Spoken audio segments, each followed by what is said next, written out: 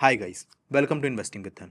तो अभी रिसेंटली मेरा एक दोस्त मेरे पास अपना म्यूचुअल फंड पोर्टफोलियो रिव्यू कराने आया और उसने मुझसे बोला कि पिछले कुछ टाइम से वो अपने पोर्टफोलियोज में एक स्ट्रेंज पैटर्न ऑब्जर्व कर रहा है।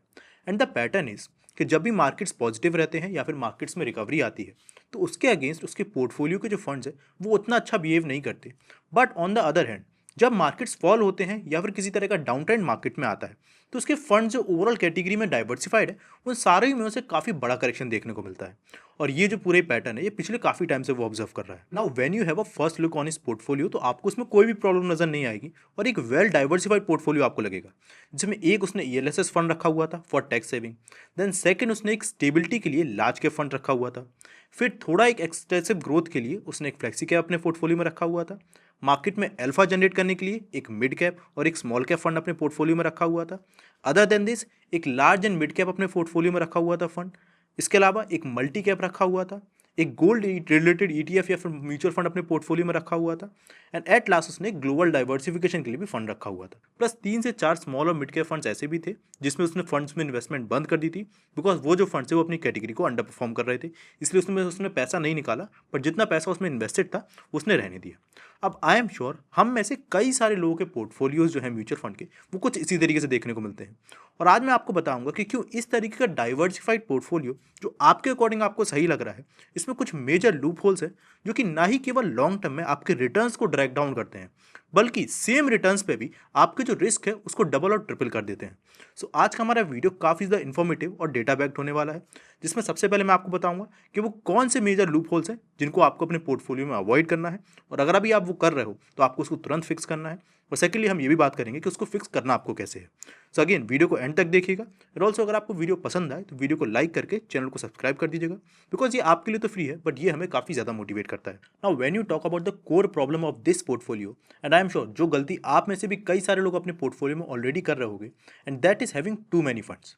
अब देखिए टू मैनी फंड्स में मैं आपको बता दूं कि इवन अगर आप इस पोर्टफोलियो में ये भी कंसीडर करके चलो कि जो एक्स्ट्रा मिड कैप और स्मॉल कैप फंड्स में उसने इन्वेस्टमेंट स्टॉप कर दी थी उनको भी हम एलिमिनेट कर दें, तो भी जो एक वेल डाइवर्सिफाइड पोर्टफोलियो का आपको नंबर बताया जाता है कि एटलीस्ट इतने फंड्स आपको अपने पोर्टफोलियो में रखने होते हैं, that diversification in it self is negatively impacting your portfolio. कैसे, चलिए दिखाता हूँ। पहला हम केस अज्यूम करते हैं कि आपने दो डिफरेंट कैटेगरी के फंड ले रखे हैं। एक आपने टैक्स सेवर कैटेगरी का फंड ले रखा है यानी ईएलएसएस कैटेगरी, और एक आपने ग्रोथ के लिए फ्लेक्सी कैप कैटेगरी का फंड सेलेक्ट किया हुआ है। और हम अज्यूम करके चलते हैं कि दो डिफरेंट फंड्स आपने सेम ही जो फंड हाउस है उससे ले रखे हैं, जहाँ पर हमने अज्यूम यहाँ पर किया है कि एक फ्लेक्सी कैप फंड है जो कि Parag Parikh flexi cap fund, one of the most popular fund in the market, और सेकंड इज पराग पारिक का ही ईएलएसएस फंड जिसका कंप्लीटली जो ऑब्जेक्टिव वो डिफरेंट होता है, जिसमें आप टैक्स सेव करते हो। तो इनके केस में अगर आप इनका म्यूचुअल फंड का ओवरलैप निकालोगे तो आप देखोगे कि ये जो ओवरलैपिंग परसेंटेज है ये 65% निकल के आया है।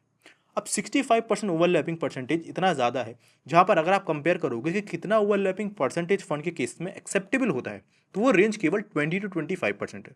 यानी कहने का मतलब सिंपल सा है कि आप सोच रहे हो कि आपने दो डिफरेंट कैटेगरी ऑफ फंड में इन्वेस्ट किया है और दो डिफरेंट एक्सपेंस रेशियो आप इसीलिए पे कर रहे हो क्योंकि एक में आपने ग्रोथ के लिए इन्वेस्ट किया है और एक में आपने इन्वेस्ट किया है एक्चुअली में टैक्स सेविंग के लिए। बट ओवरऑल जो मूवमेंट है इन फंड्स का वो आपको सिमिलर ही देखने को मिल रहा है, यानी आप डबल रिस्क ले रहे हो, डबल एक्सपेंस रेशियो पे कर रहे हो to get the similar returns. और यहाँ मैं आपको बता दूं कि ये कोई आइसोलेटेड केस नहीं है कि केवल इन्हीं दो फंड्स या फिर इसी पर्टिकुलर एएमसी की जो कैटेगरी है उसके लिए ये चीज़ ट्रू है, बल्कि वैल्यू रिसर्च की खुद की एक स्टडी बताती है कि उन्होंने जब 31 different pair of mutual funds को टेस्ट किया जो कि फ्लेक्सी कैप और even large and mid cap category से बिलोंग करते थे of a same fund house, तो उन्होंने पाया कि उन 31 में से केवल एक पेयर ऐसा था फंड का जिनका ओवरलैपिंग परसेंटेज 20% या उससे नीचे था, बल्कि बाकी के 16 फंड उसमें से ऐसे थे जिनका ओवरलैपिंग परसेंटेज 50% से ऊपर था, और कई सारे ऐसे फंड थे जिनका 30 to 40% के बीच में था।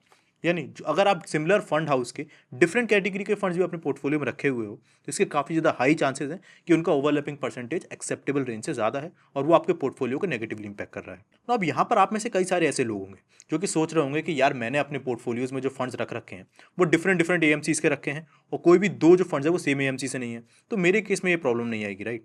तो यहाँ मैं आपको बता दूं अगेन डेटा कुछ और ही पिक्चर आपको दिखाता है। चलिए दिखाता हूँ।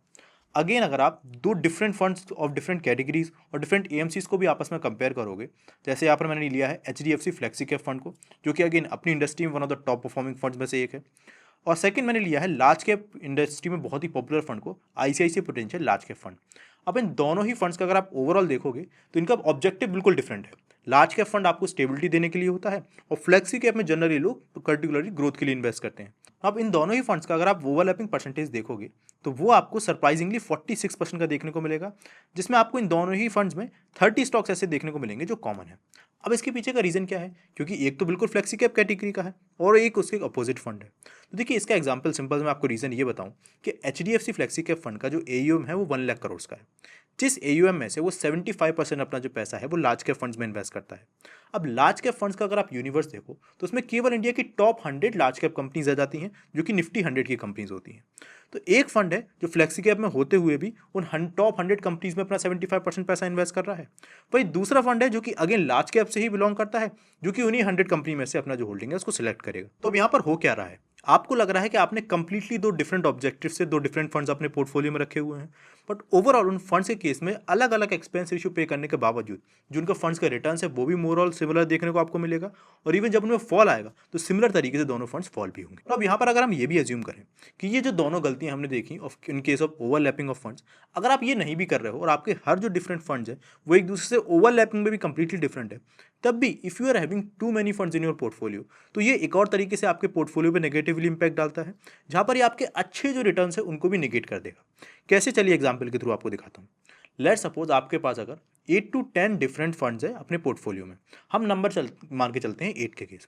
अब इनमें से कुछ फंड के केस में आप अपने पोर्टफोलियो का 20 to 30% इन्वेस्ट कर रखे होगे, जिसकी जैसे कि होगा लार्ज कैप फंड्स, बिकॉज हमें बताया जाता है कि large cap funds stability provide करते हैं। इसके अदर देन अगर कंपेयर करोगे तो मिड कैप या फिर स्मॉल कैप फंड्स में हो सकता है आपने 5 to 10% या फिर 15% की टोटल होल्डिंग रख रखी हो। अब ऐसे केस में मान के चलिए अगर आपका स्मॉल कैप फंड काफ़ी अच्छे रिटर्न्स देता है, उसमें आपको एक्सेप्शनल रिटर्न्स मिलते हैं of 30 to 40%, but on the same side अगर आपके ELSS फ्लेक्सी कैप या लार्ज कैप ने केवल एक एवरेज 5 to 6% के ही रिटर्न्स दिए, तब भी आपके वो जो अच्छे रिटर्न्स है वो उनके जो खराब रिटर्न्स है फंड के उनसे नेगेट हो जाएंगे, बिकॉज अच्छे रिटर्न्स वाले फंड का जो एक्चुअली में वेटेज है आपके पोर्टफोलियो में वो काफ़ी कम है। तो इसीलिए हमें काफ़ी सारे फंड्स अपने पोर्टफोलियो में नहीं रखने, और हमें केवल नाम पे नहीं जाना है कि क्या कैटेगरी का नाम है, बल्कि ओवरऑल उस फंड का स्ट्रक्चर हमें देखना है, जिससे हमें डिसाइड करना है कि एक्चुअली में कितने पोर्टफोलियो में फंड हमें रखने हैं।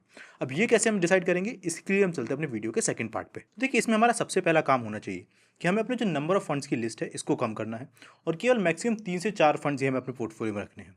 और इसको करने के लिए हमें स्ट्रक्चर बेस्ड इन्वेस्टिंग करनी पड़ेगी, जहाँ पर जिस भी फंड को अपने पोर्टफोलियो में इंक्लूड कर रहे हैं पहले हमें उसके ओवरऑल इन्वेस्टिंग स्ट्रक्चर को समझना पड़ेगा।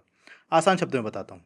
देखिए अभी मान के चलिए हम ELSS फंड में इन्वेस्ट करते हैं, तो उसके पीछे हमारा पर्पस क्या होता है कि हमारा जो टैक्स सेविंग है वो उससे हो जाता है, बिकॉज इन फंड्स में एक सर्टेन अमाउंट तक इन्वेस्ट करने पे हमें टैक्स में एग्जेम्पशन मिलता है। अब आप ELSS फंड का एक स्ट्रक्चर समझिए। ELSS फंड का जो स्ट्रक्चर होता है वो आपको काफ़ी एक्सप्लोसिव ग्रोथ देना नहीं होता, बल्कि आपको जो इन्वेस्टमेंट है उसको स्टेबल रखना होता है। अब ऐसे में ये जो फंड्स है वो 60 या इवन 70% अपना जो पैसा है वो लार्ज कैप फंड्स में इन्वेस्ट करते हैं, यानी वो 100 स्टॉक्स का यूनिवर्स जिसके बारे में हमने पहले डिस्कस किया, जिसमें निफ्टी 100 स्टॉक्स आते हैं। अब इसके अगेंस्ट अगर आप ELSS फंड अपने पोर्टफोलियो में रखे हो, तो अगर आप एक और large cap fund, large mid cap fund या फिर इवन फ्लेक्सी कैप फंड जो कि बहुत बड़ा फंड हो उसको अपने पोर्टफोलियो में रखोगे, तो उसकी भी जो होल्डिंग है वो मैक्सिमम केसेस में वो लार्ज कैप फंड्स में रखेगा, यानी उन्हीं 100 स्टॉक्स में। तो उसकी पॉसिबिलिटी काफ़ी ज़्यादा है कि आपके केस में आपका जो ओवरलैपिंग परसेंटेज है वो बढ़ जाए।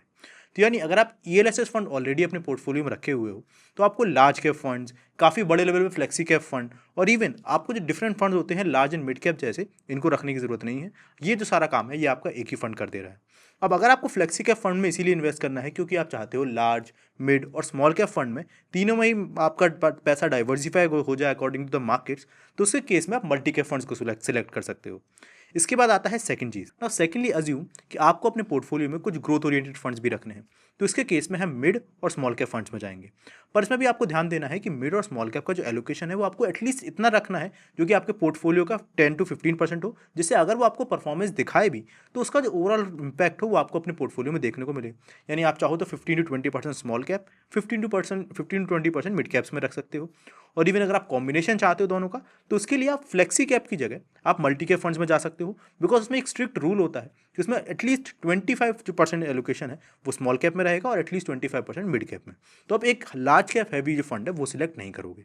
अदर देन दिस अगर आपको ग्लोबल डाइवर्सिफिकेशन करना है तो आप एक ग्लोबल फंड ले सकते हो, और इसके अलावा आप गोल्ड जैसे जो ETFs हैं या फिर गोल्ड म्यूचुअल फंड्स हैं उनमें इन्वेस्ट कर सकते हो। तो यहाँ पर मेरा कहने का मतलब है कि आपको अपना जो गोल है उसको डिफाइन रखना है कि मैं किसी लिए इन्वेस्ट कर रहा हूँ, और उस गोल के लिए एक स्ट्रिक्ट फंड को उठाना है जो कि उसी गोल पे बेस्ड हो और सारी चीज़ें ज़्यादा कवर ना कर रहा हो। और ऐसे में आप कम फंड्स में अपने पोर्टफोलियो को एक प्रॉपर डाइवर्सिफिकेशन भी दे पाओगे और एक अल्फा जनरेट कर पाओगे। नाउ थर्ड पॉइंट आता है कि आपको आपके पोर्टफोलियो में जो डेड एलोकेशन है उसको हटाना है। डेड एलोकेशन का मतलब क्या है कि जैसे मैंने आपको इस वीडियो की शुरुआत में बताया था कि कई बार ऐसा होता है कि कुछ फंड जिनमें हमने इन्वेस्ट किया होता है वो हमें अंडर परफॉर्म करते हुए देखने को मिलते हैं ऑन 2 ईयर या 3 ईयर्स विंडो। तो ऐसे में अगर वो कंटिन्यूस अंडर परफॉर्म करते हैं अपने पीयर से कंपैरिजन में और बेंचमार्क के कंपैरिजन में, तो जनरली लोग क्या करते हैं, उनमें एग्जिट करने की बजाय उनमें अपनी इन्वेस्टमेंट को स्टॉप कर देते हैं। अब ऐसा आप कर तो रहे हो, पर इससे आपको डबल तरीके से इम्पैक्ट पड़ रहा है। कैसे? पहले तो आपका जो फंड का कुछ पैसा है जो कि ऑलरेडी आपके पास लिमिटेड होता है, उसको आपने डेड फंड में स्टक कर रखा है। ऐसे में अगर वो जो डेड फंड है वो आपको कोई अच्छा पैसा नहीं देता या फिर आगे भी रिटर्न्स बना के नहीं देता, तो हो सकता था उसी फंड को या फिर उसी पैसे को आप मिड कैप या स्मॉल कैप जैसे अपने दूसरे फंड में शिफ्ट करते, तो उसके रिटर्न्स आपको ओवरऑल अच्छे मिलते। तो 5 to 10% या 15% जो डेड एलोकेशन आपने उसमें कर रखा है, तो वहाँ पर आपको इम्पैक्ट कर रहा है। और इवन इफ हो सकता है फ्यूचर में वो फंड अच्छा भी कर जाए जिनको आपने डेड समझ रखा है, तो भी बिकॉज आपने उसमें इन्वेस्टमेंट रोक दी है और आपको एक तरीके से डेड एलोकेशन है वो, तो उसमें भी जो ओवरऑल रिटर्न्स का इंपैक्ट पड़ेगा आपके पोर्टफोलियो पे वो भी नेग्लिजिबल पड़ेगा। तो ऐसे में जो आप वो डेड एलोकेशन कर रखे हो उन फंड्स में, वो आपको किसी भी तरीके से कोई बेनिफिट नहीं देने वाला। And fourth and final point, अगर आप मिड कैप्स और स्मॉल कैप फंड्स में सेपरेट इन्वेस्टमेंट कर रहे हो, तो आपको एक चीज़ मेक श्योर करनी है कि वो जो फंड है वो ज़्यादा स्टॉक्स अपने पोर्टफोलियो में ना रखता हो। यानी लेट सपोज आपने एक मिड कैप फंड में इन्वेस्टमेंट करी, वो फंड मैनेजर अपने पोर्टफोलियो में 120 या 130 स्टॉक्स रखे हुए हैं या फिर 110 से प्लस रखे हुए हैं। तो ऐसे में होगा क्या, उसके पास जो मिड कैप स्टॉक्स का यूनिवर्स है इन्वेस्ट करने के लिए, वो तो मिड कैप 150 इंडेक्स के स्टॉक्स में से ही इन्वेस्ट करेगा, यानी उन्हीं 150 मिड कैप कंपनीज में से इन्वेस्टमेंट करेगा। अब उन 150 कंपनी में से उसने अगर ऑलरेडी 120 या 130 में इन्वेस्ट कर दिया है, तो आपके जो ओवरऑल रिटर्न्स भी रहेंगे अगर किसी स्टॉक के अच्छे भी मिले, तब भी जो रिटर्न्स रहेंगे वो एवरेज आउट हो जाएंगे। तो ऐसे में अब नॉर्मल एक मिड कैप फंड में एक्सपेंस रेशियो ज़्यादा पे करने की जगह अगर एक Nifty mid cap 150 index fund को सिलेक्ट करोगे, तो आपको रिटर्न्स ओवरऑल सेम ही मिलेंगे, पर उसके केस में आपका जो एक्सपेंस रेशियो रहेगा वो काफ़ी ज़्यादा कम रहेगा। ना इस तरीके से आप अपने लिए एक right mutual fund portfolio design कर सकते हो, और उसमें भी एक सही फंड सिलेक्ट करने के लिए आपको धन प्लेटफॉर्म काफ़ी ज़्यादा हेल्प कर सकता है, जहाँ पर आपको केवल धन के प्लेटफॉर्म पे जाना है और उसमें म्यूचुअल फंड वाले सेक्शन पे सिलेक्ट करना है। उसको सिलेक्ट करने के बाद दैट सपोज अगर आप किसी एक फंड को सिलेक्ट करते हो और वहाँ पर जाके फंड लाइक दिस पे जाते हो, तो उस इंडेक्स में या फिर उस पूरे सेगमेंट में कौन से दूसरे फंड है उनकी लिस्ट आपको देखने को मिल जाएगी, और उसके केस में आप डायरेक्टली उनको रेटिंग के बेसिस पे और कैटेगरी एवरेज के बेसिस पे कंपेयर कर सकते हो। यहाँ से आपको ये भी पता चल जाएगा कि आपका जो पर्टिकुलर फंड है वो कैटेगरी के अगेंस्ट अंडर परफॉर्म कर रहा है या फिर आउट परफॉर्म कर रहा है। और अगर आप चाहते हो उस फंड में अपनी इन्वेस्टमेंट को स्टार्ट करना, तो आप इन्वेस्ट पे क्लिक करके SIP और SIP प्लस वाले फीचर्स को यूज़ कर सकते हो, जिसमें अपने स्टेप अप अमाउंट को भी डाल सकते हो। 6 मंथ 12 मंथ जितने भी ड्यूरेशन के लिए आपको वो स्टेप अप करना है उसको सिलेक्ट कर सकते हो। डेट सिलेक्ट करके अपना जो SIP है उसको स्टार्ट यहाँ से कर सकते हो। सो धन ऐप का लिंक मैं आपको डिस्क्रिप्शन बॉक्स में दे दूंगा, उसको भी जाके आप चेकआउट कर सकते हो। Thanks for watching this video till the and. अगर आपको वीडियो पसंद आई हो तो प्लीज़ अपना 5 सेकंड देके वीडियो को लाइक करके चैनल को सब्सक्राइब कर दीजिएगा। हम मिलेंगे अपने नेक्स्ट वीडियो में, तब तक के लिए bye bye. Investments in the securities market are subject to market risk. Read all the related documents carefully before investing.